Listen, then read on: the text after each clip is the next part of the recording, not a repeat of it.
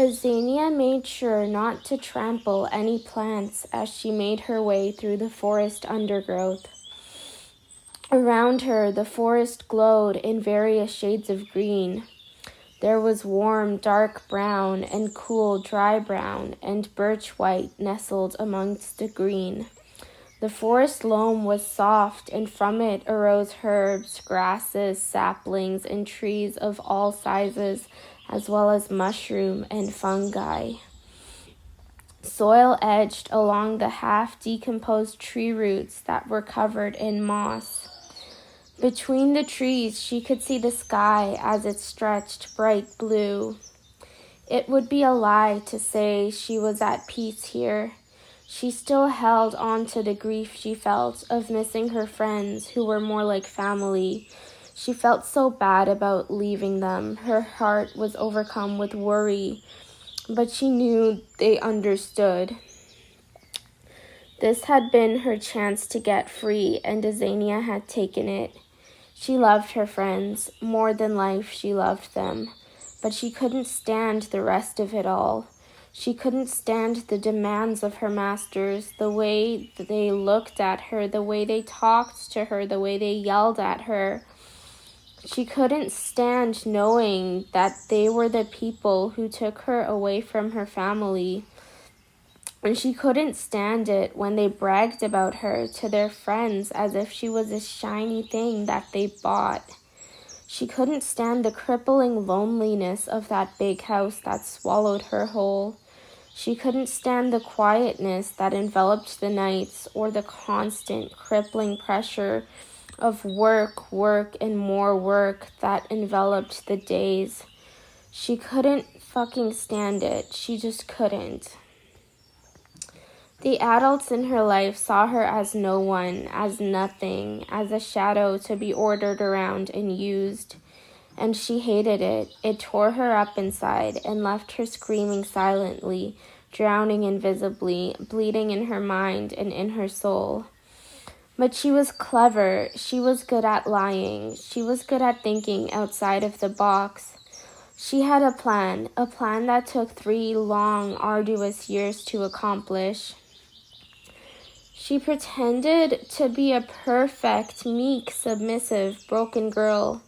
She pretended to be emotionless and loyal and completely brainwashed until they trusted her completely. And then she took the money for buying groceries, and it was a lot of money, and smiled meekly and softly as she stepped outside the locked door, locked by a key she didn't have, to go to the store. And she bought a wooden snorkel with it, tied herself to a rock of carefully measured weight, and threw herself in the river. She almost died, but she wouldn't have cared if she had died. This was the way to freedom. Eventually, she felt the temperature of the water cool. That indicated that she was finally in the forest. She kicked and swam until she found herself on shore, and it was the most beautiful place she had ever been in. Not beautiful like how a painting or a dress was beautiful like how the reflection of firelight in the mischief behind her friends' smiles were beautiful like how a gentle hand brushing over your own was beautiful like how a greeting embrace near the shared stairwell between different flats was beautiful like the songs she only half remembered and the stories she knew she must have once heard but now forgot. She cried like a lost child finally returning to the arms of their mother. She cried like a soldier coming back from a war. She cried like a farmer seeing rain clouds after a drought. She cried like a prisoner setting their first foot into freedom. She cried until the sky finally got dark, and then she saw stars for the first time, and she cried more. When the morning came, she was cold, she was hungry, but she was free. She walked until she found a bush of berries. She hoped to the gods that they were edible. They were tasty and just a little bit sweet on her tongue, so she assumed that they were. She gorged herself until her stomach hurt. She drank from a clear stream. She felt so light, so free, so calm, more than she had ever felt before. Yes, her grief was still unimaginable, unbearable, but her joy was as well. She couldn't describe the way she ran with life and joy and beauty. It was the type of beauty that wasn't truly seen, no. It was felt in her heart. The forest held her like a mother she had had but barely remembered, like the mother she had had but barely remembered. The forest held her like a lover. It hugged her like a child. It held her hand like a best friend. It flowed and moved and reached out all around her. She never knew it was possible to love a place before. She only thought you could love people, but she realized what it meant to love a place, to be loved by a place. Because in honesty, you could only love what was alive. People were alive, and the forest around her was alive. So very alive, it sang and hummed and shone and shadowed and moved and stood and floated and danced with so much life, all in perfect harmony, as she couldn't help but be inspired, so inspired.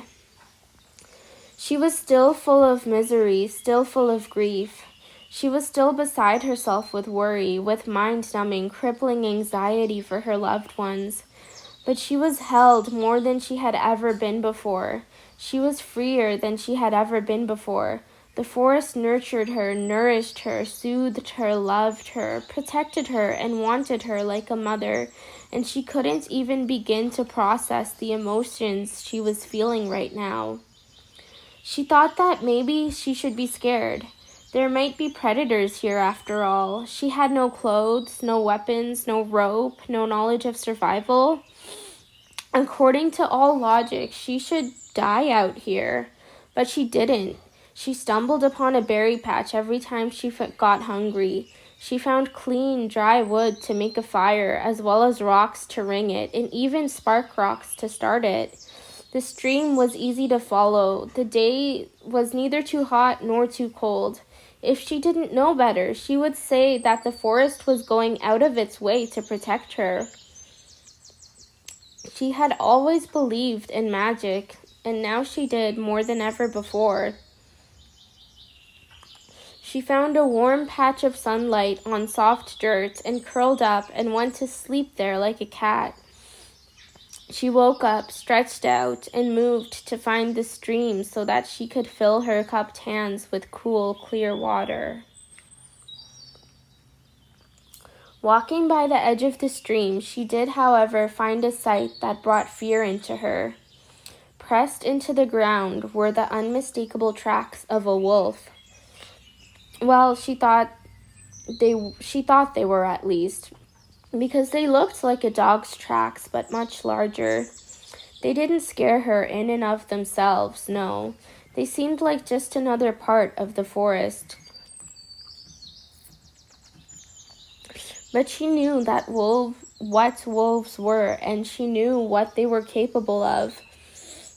And that scared her.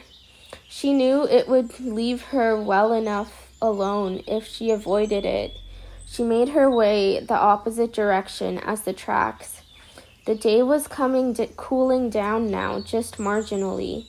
She didn't feel like walking. She was overwhelmed, so once she put a bit of distance between herself and the wolf, she lay down on a patch of dirt without any plants on it, and she stared up at the sky. It was so bright, reaching up and up above her to who knows where. But not really. She couldn't describe what it was, not at all. Even in her old life, she could never describe the sky, never comprehend it, and she still couldn't. Maker, she spoke in her head, wherever you are, please keep my friends as safe as you can. Thank you for this, for all of this. I can see you in every piece of it. Thank you for holding me, Great Mother. Thank you for holding all of us who are suffering. I know you cannot take care of us in the way that you want to. I know that your reach only extends out so far. But I know you love us all, and you always have, and you always will, and I thank you for it. I will keep your land safe. I understand how it is a piece of you. Teach me how to care for your land and how to respect it, protect it, and look after it, and I will. And please, how can I give back to you? You have protected me, no, all of us, with your life and your blood and your tears and your joy and your rage and your pain and everything you have. And we must all take care of each other, I know. We are all a part of you, so how can I take care of your people? What should I do? I hurt so much. I long to go back and free my people, and I will. I know that the people are your people, all of us who live under the heel of suffering. I know that I swear to you that I will, but I do not yet know how. Give me strength. I have my freedom, and with it I will give other people theirs. I swear it. Azania felt invigorated now that she had a goal. She stood up and kept walking. Soon she heard a shrill cry, not unlike a newborn baby. Overcome with worry, she ran towards the source of the sound. She gasped at the sight. She hadn't been wrong. It was a newborn baby, wrapped in the arms of a woman lying under a tree. There was a newborn child swaddled in the thin cotton cloth, crying. The woman's dress was soaked in blood. She was not moving. Holy fuck. Was she dead? Azania's heart thudded in her chest so hard. Despite being surrounded by death in her own life, she had never seen death with her own eyes like this.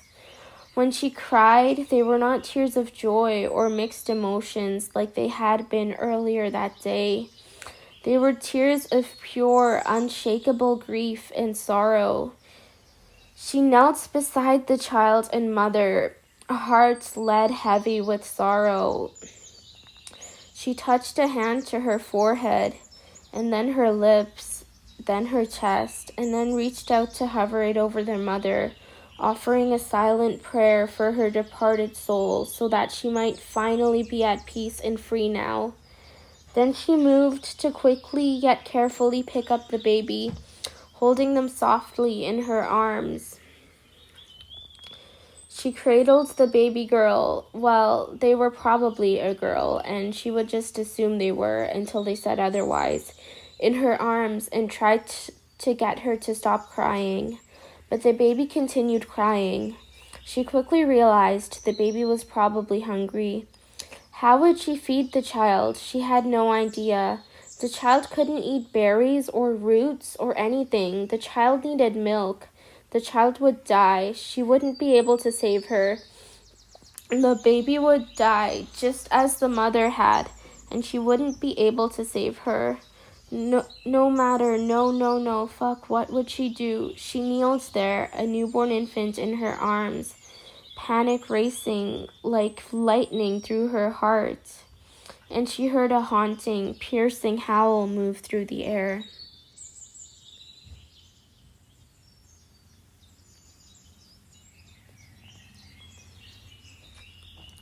The child stopped crying. The teenager whipped her head around to see what it was.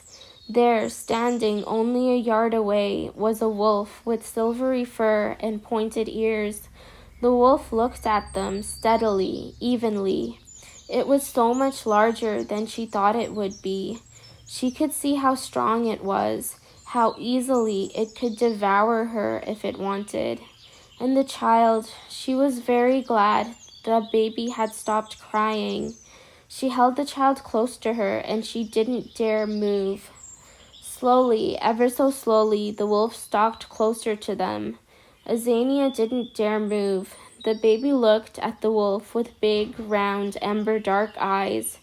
She didn't seem aware at all of the danger they were in, but was rather mesmerized. The wolf was coming closer. It was coming closer. It was coming closer.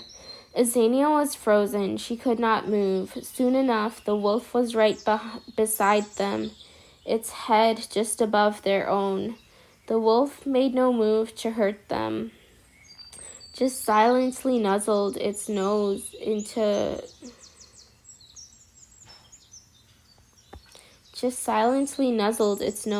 Azania's shoulder, then softly nuzzled the baby. So softly, the baby made a sweet gurgling noise at that.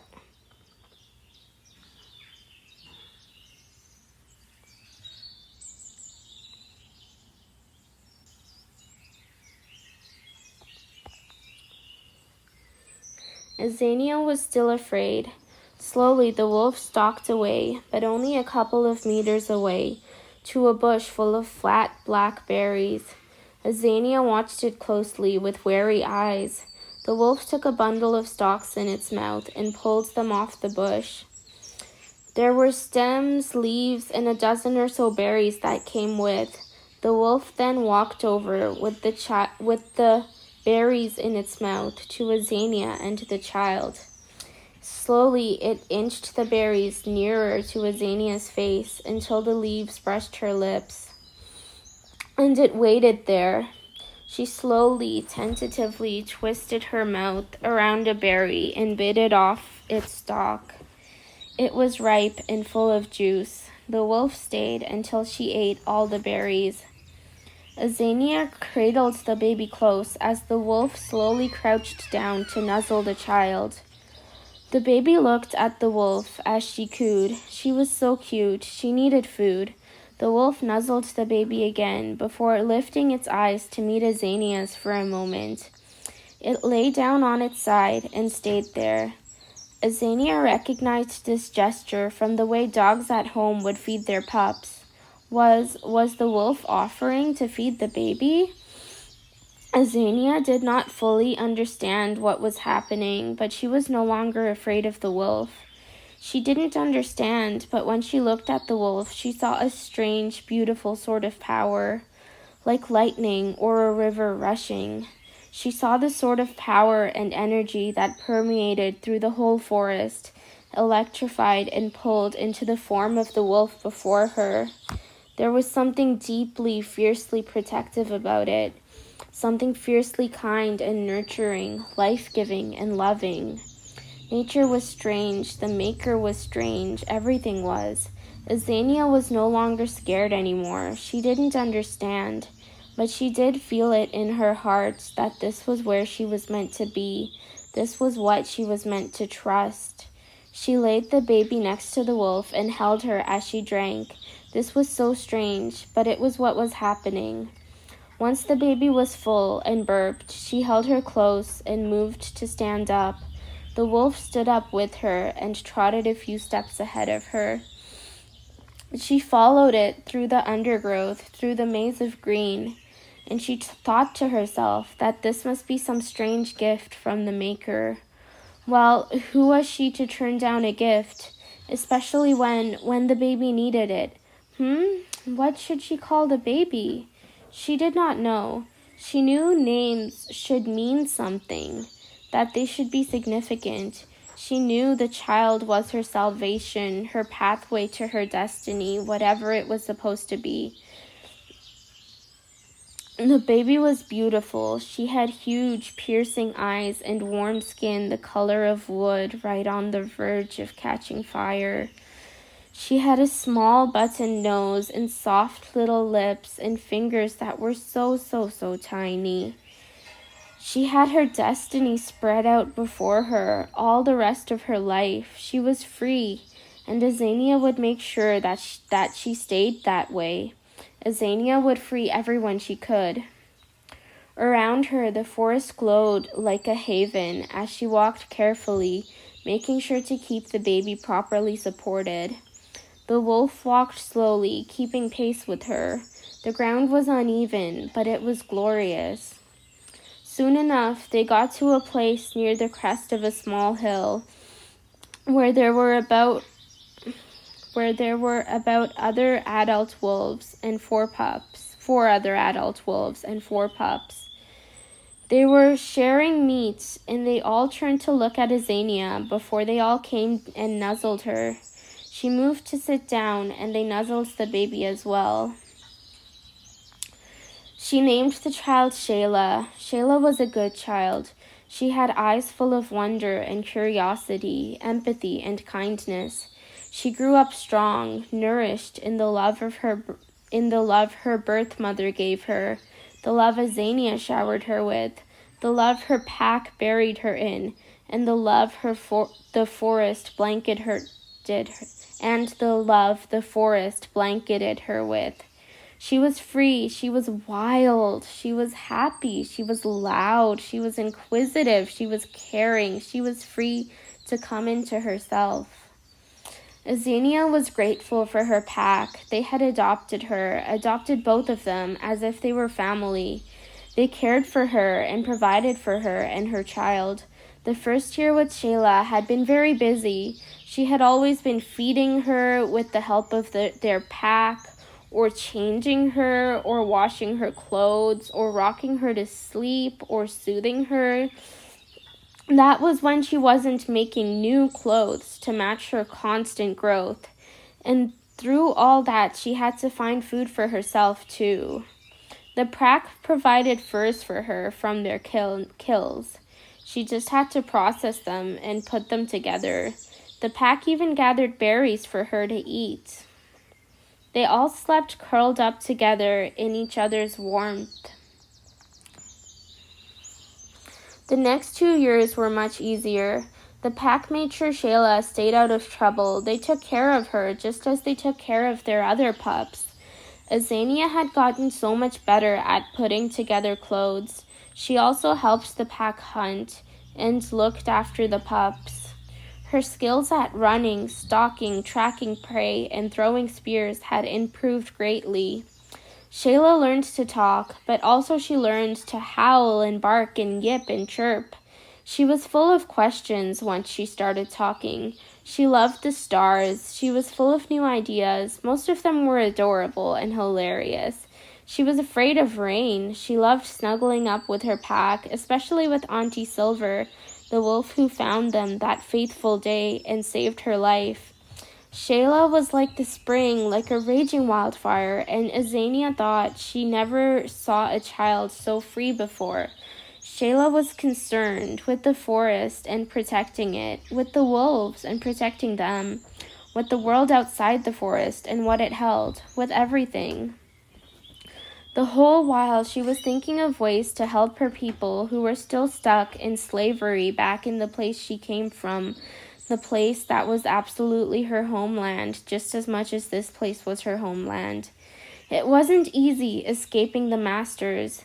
They had their guards that would watch over you. They had their police that would go chase you down, and they'd find you. She didn't know how she could go about saving her people. She could tell people her idea of using the river as a getaway car, but the problem with most of the slaves was that they had loved ones to think about and care for. And the thing about house slaves like her, like what she'd been before she got away, was that they were forced to live in isolation. The interaction they had with other slaves were always secret, hidden, stolen moments on stairwells when sweeping and washing the stairs or the railings or the walls, stolen moments when passing by each other on the stairs while delivering something or another, stolen moments while waiting in line for the communal bathroom, stolen moments while slipping away unnoticed at night. But no matter what, they made sure to keep their interactions a secret. They made sure to keep their connections a secret, because what the masters knew they could exploit, and they would exploit, and they would use to destroy the slaves, and that included personal connections. It especially meant personal connections.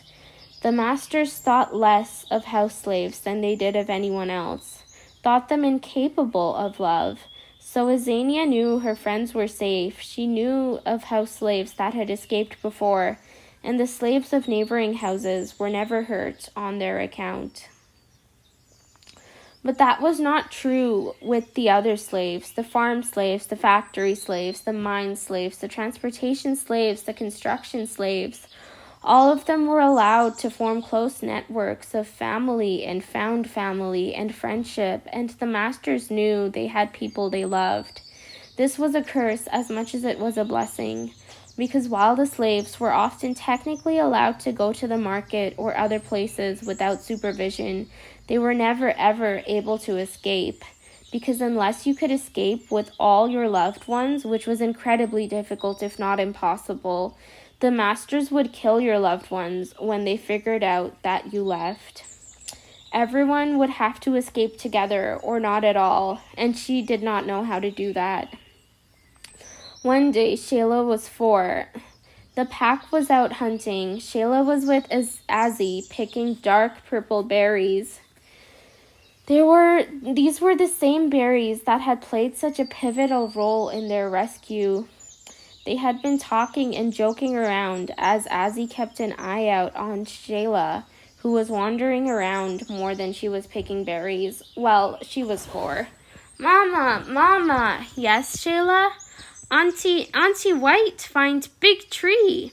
Her eyes were full of excitement. Oh, she did? That's great. They're birds in tree and squirrel, but not us. You're right, we aren't in the trees. Humans can climb trees, I think, but I've never really needed to, and you're too small, and wolves can't climb trees at all.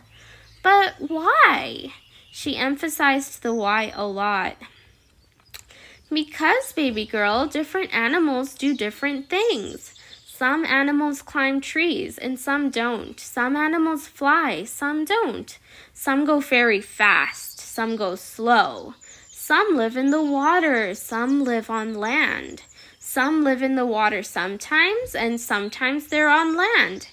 Every animal is different, but they are all in the world, and they all have a part to play.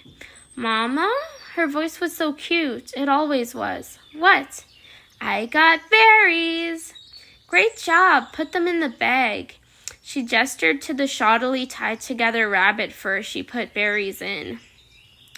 No, Mama, look. Azzy turned around. These berries were bright orange. She had seen them before, but refrained from eating them.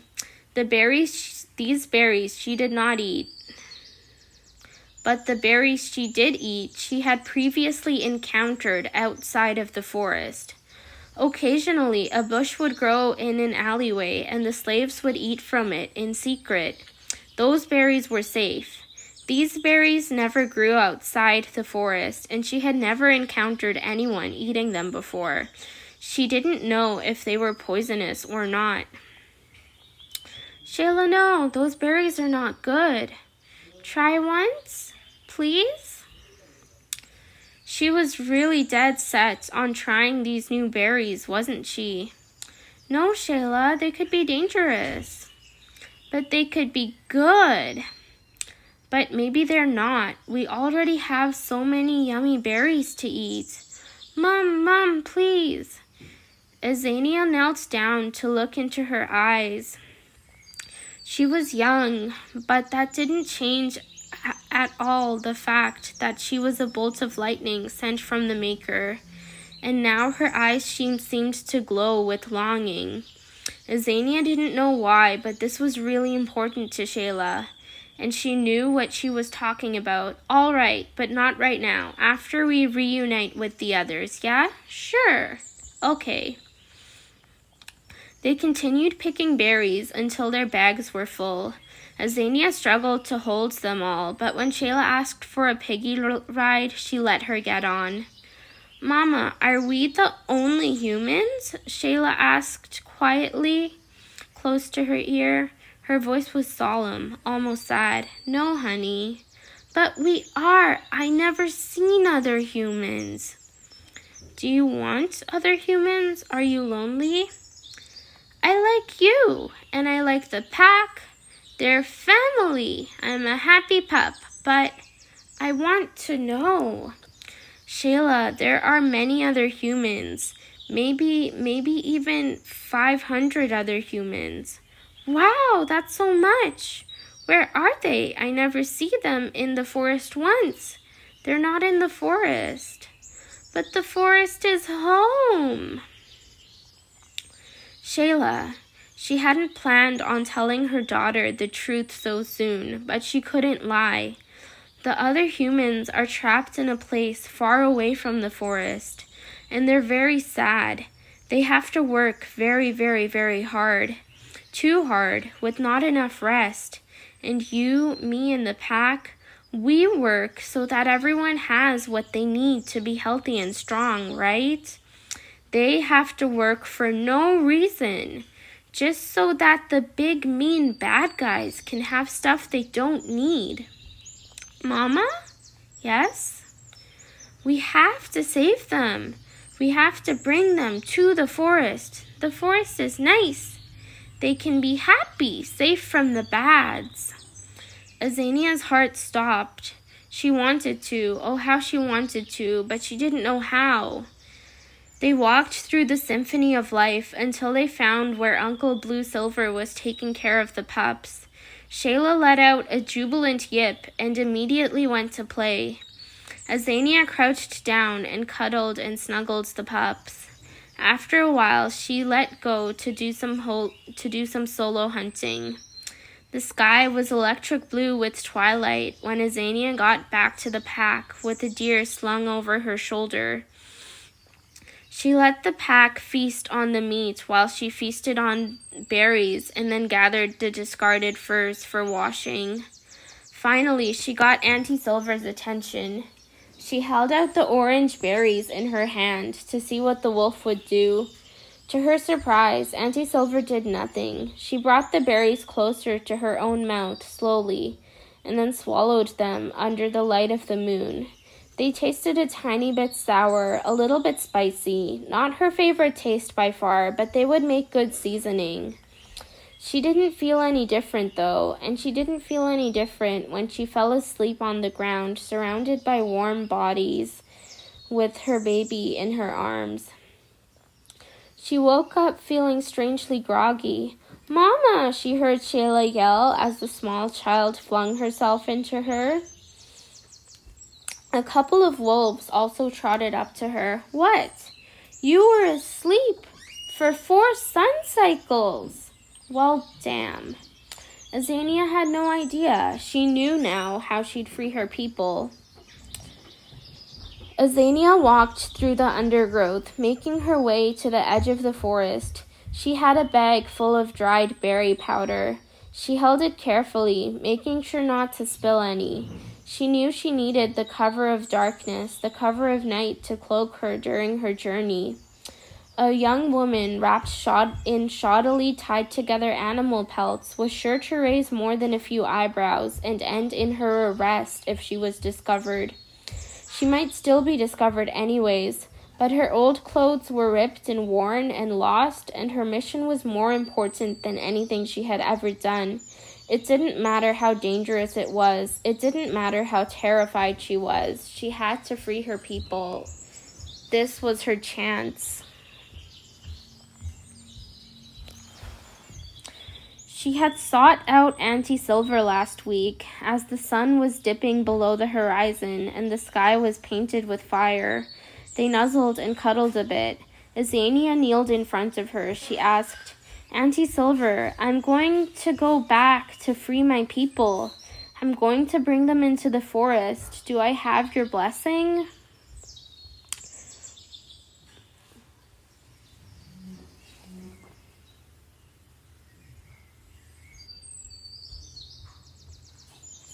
Auntie Silver had looked deep into Azania's eyes with her own bright gold ones, and she nuzzled Azania's cheek fondly.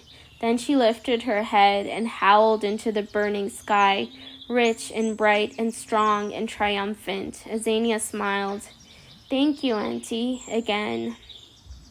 She had made preparations immediately, embraced her pack in the unbridled way that wolves embrace, and blinked down her tears as she told Shayla she would always love her.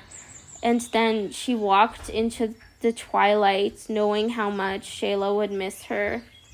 Her plan was as well thought out as a plan could be. She had to find a slave hovel that was near a shadowy alley. Most of them were. This would be no problem. She had to stay in the shadows where no armed guard would find her. This was easier said than done, but still, she had learned stealth from hunting and could move through the night silently. This was not something the wolves had taught her, but rather something she had learned for herself. But the town, it was unfamiliar. Though she had grown up in it, it was far more unfamiliar than the forest. Then she had to reach through the tight metal bars of the hovel windows, and she had to wake up a person and explain to them the great things she had discovered and how they could use it to set everyone free. She had to bury a bag so that they could secret it away, and then she had to revisit the town every few weeks or so, see how the plan was going. She had complete faith in the ability of the slaves to form a coordinated plan. If they had anything, they had unity and resourcefulness, and the collective sort of ingenuity that came from not being beholden to convention.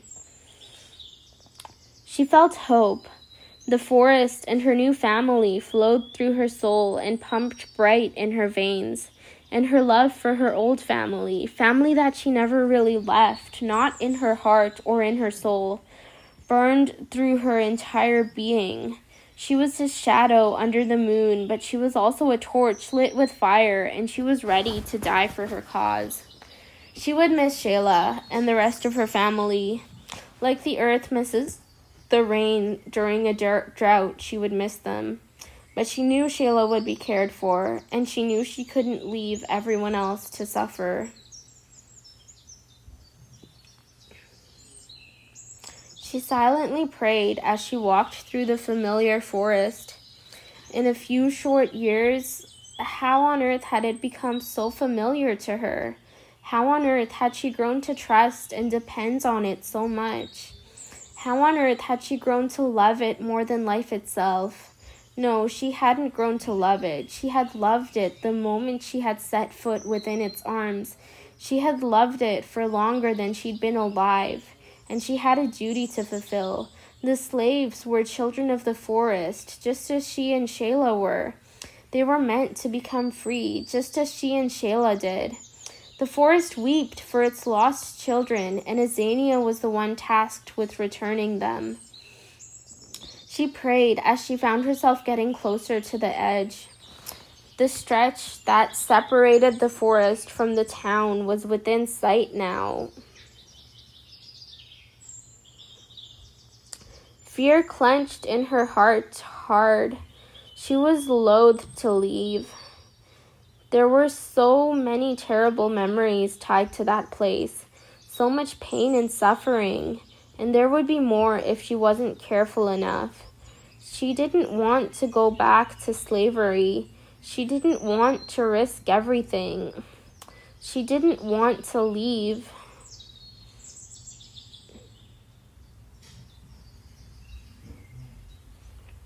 But she did want to, and she must. She gave herself a few minutes to cling to the comfort around her before taking the step that properly separated the world she was entering from the world she was leaving. The town was bathed in the darkness of the new moon. There were large, sprawling estates where the free people lived. There were the factories that ringed the south side of the town and pumped thick smog into the sky. There were the slave hovels that ringed the factories in neat, tightly packed misery. The streets facing the doors were guarded by many armed guards, but between the back of the huts, where the windows were, there was space narrow enough to crawl through. Just barely enough, but there was space. She stalked to the first block of huts she could find. She made no sound, moved from shadow to shadow from the few trees to the walls of clay brick. She turned her body to the side and squeezed herself through the narrow space where there was a gap between two brick walls. The cold clay that ringed above the wall. 1 second. The cold clay that coated the walls pressed on either side of her, but she managed to press through. She got out the vine she had inside her coat. It was the length of her arm, and it would easily reach a sleeping occupant inside one of the huts. She slipped it through a window before reaching her arm down as far as she could and flicking her wrist. She felt so bad for waking a slave up. They needed all the rest they could get. She knew firsthand, but she was sure they'd understand. Ah, a voice softer than she'd expected called out into the night. Hush, Azania stated with a bit of authority in her voice. What the fuck? I'm sorry for waking you. My name's Azania. I used to be a slave, but I escaped. I can help you escape too. I can help all of us. What? Is this a dream? He sounded tired and entranced and disbelieving all at once. No, it's not, I swear. I need to see you for myself. His face appeared behind the iron bars of the huts. He had dark skin that melted into the shadows, and broad cheekbones and a small, pointed nose. You're real, he said, with wonder in his voice. I'm real, Azania smiled a little. And I'm an escaped slave. I've been living in the forest for 4 years. See? She held up her fur-covered arm. And I can get you all free. How? The masters don't know what's in the forest. They don't know all the gifts it can and wants to give us. There are berries, and I've made them into a powder. Eating even a spoonful of the powder will make anyone go to sleep for 3 or 4 days. We can use this. Yes, if we dose all the masters with the powder, but we'll have to do it all at the same time, maybe during some great festival. Then with no guards or anything around, it will be so much easier to slip away.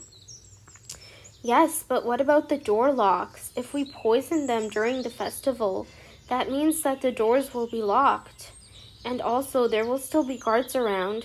I'm sure we will figure something out. Thank you for this. Please get the word out. I'll be back in a month. Check progress and stuff. Yeah, you do that. Thanks. Thank you. They both looked at each other. Neither person thought that the words they exchanged were big enough for the event that had just happened, for the pure, concentrated transcendence that they had shared. The moment was far too big to be put into words, far too big to have words or anything at all in the entire universe even come close to doing it justice. They looked at each other, and in each other's eyes they saw more than they could ever say. And under the light of the moon, the tender bud of hope blossomed into a delicate flower. Well, Azania started, her voice sounding like the evening wind. I'll leave a sample of the powder buried under the window. Okay. I didn't get your name. My name's Morrow. It's an honor, Morrow. Her voice was solemn and serious. The moon's glow reflected in her eyes. Same. His voice was soft and airy, yet dark and full of wonder, like the wisps of a cloud passing by the harvest moon.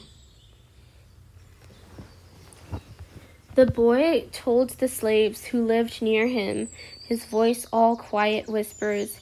He told the slaves at the market. They told everyone they could. In a few months, almost all the slaves knew. They got to work planning and strategizing. They decided when to strike, how to strike, who would do what tools they would need, how to procure those tools, and how to keep all of this a secret. In the meantime, Azania came back once every month, at great personal risk, to drop off more and more of the powder. She heard their plans, helped plan as well, and her heart soared. She gave them some tips for how to move through the forest when it was finally time for them to pass into it. When, not if, her people would be free at last. In the meantime, Shayla grew up into an adorable, curious, fierce little girl. She was happy, she was confident, she moved with the forest like she was a part of the winds, like she was a stream of running water. She knew the plan, she knew that soon there would be more humans in the forest. She was happy, the forest was freedom, it was home, it was love, it was life. And she was excited to share her home and her love and her life with people who were fleeing for freedom and love and life. She wondered what other humans would be like. She resolved to teach them how to live in the forest and respect the forest and keep it healthy and safe like she did. In the meantime, the pack hunted and roamed and played and cuddled. New pups were born, old pups grew up, wolves left the pack and new wolves joined. Life continued. The pack took care of their human members and raised Shayla as if she was one of their own. They ran and howled and tumbled with each other in the soft soil. In the meantime, the slaves found a hope they could only long for before. They learned that it was much easier to feign submissiveness when you knew that soon enough, the trap is going to spring. It was easier to hide the mischievous smiles than it was to hide tears. The slaves always knew that, but they learned still that it was easier to hide pure and righteous malice. They stored the powder covered in newspaper underground. They managed to hide away bits of metal for picking locks. The factories would be open first, and from them every single electric saw taken, and then it would only be a matter of hours before every single door was open, and a matter of 2 days before every single slave had passed into the freedom of the forest. At the end of 2 years, it was time. Shayla was up late, staring at the stars. Uncle Blue-Gray was with her. Around them, the rest of the pack slept. Azania waited near the edge of the forest to watch for anybody. Mara walked ghost-like and silent amongst the reveling party-goers in bright, shimmering clothes and thick, gem-studded jewelry. He wore a simple copper robe. They shouted at him and ordered him about as he silently exhausted himself getting drink after drink after drink. People talked and laughed and sang and danced. Mara worked and obeyed and kept quiet. The night went on, and people got increasingly tired. It was time to strike. He rushed into the kitchen, got a tray full of drinks, spiced wine, the type of drink where the flavor of the berries would not be noticed at all. He flitted about as people ordered them to him, and he kept his face carefully blank as one by one the partygoers fell asleep. He knew that the few guards that were patrolling also partook of the food, that there would be slaves bringing them their own spiced wine or seasoned snacks. He waited until all was quiet. And then the other waiters smiled jubilantly, unrestrained, and he joined them. They hit the factories first, as they said they would, picked the locks and kept picking until they finally gave way. Soon enough, electric saws were whirring and screaming at the doors to hovel after hovel after hovel, while the lockpicks worked on what locks they could. Every opened door saw new people picking up their own tools from the looted factories and helping open other doors. And soon enough, throngs of people, all who couldn't quite believe what was happening, were all walking towards the border. They walked as if they were somehow suddenly, miraculously walking into the sky itself.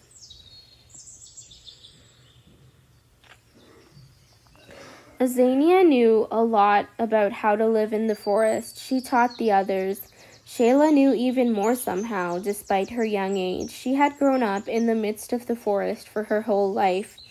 The forest had raised her, and she knew how to ensure that the people and the forest would be safe and healthy for all new generations that the forest would raise. The other humans didn't live with the wolves. They lived in their own type of pack, wandering through the land. Azania and Shayla split their time between the human pack and the wolf pack. Both were their family. Neither was less important than the other. There was enough food for the people. There was enough good, healthy food. There was enough fresh, clean water. There was time to rest, time to play, time to dream. The children did not work. They played and learned, and they came to understand the life and the land. Everyone had enough. No one had too much. Everything was shared. People decided together how to do things, how society would be formed. Not that this even was a society at this point. It wasn't. People had been slaves for too long. People had been slaves for too long. Had been held down under corrupt power structures for too long. They knew that they would never let the structures and hierarchies of a society overcome the freedom of the pack they had learned to create for themselves. Shayla grew into a healer and a wise woman, and she lived a long, happy life amongst wolves and humans and trees and rivers and the bright blue of the sky before she gave herself over to the land to continue on the circle of life. And the masters never found them. Disclaimer: if you see wolves in real life, you should not come too close to them. Wildlife is beautiful and should be connected with, but it should be connected with from a distance so that they don't feel scared and they don't feel bothered.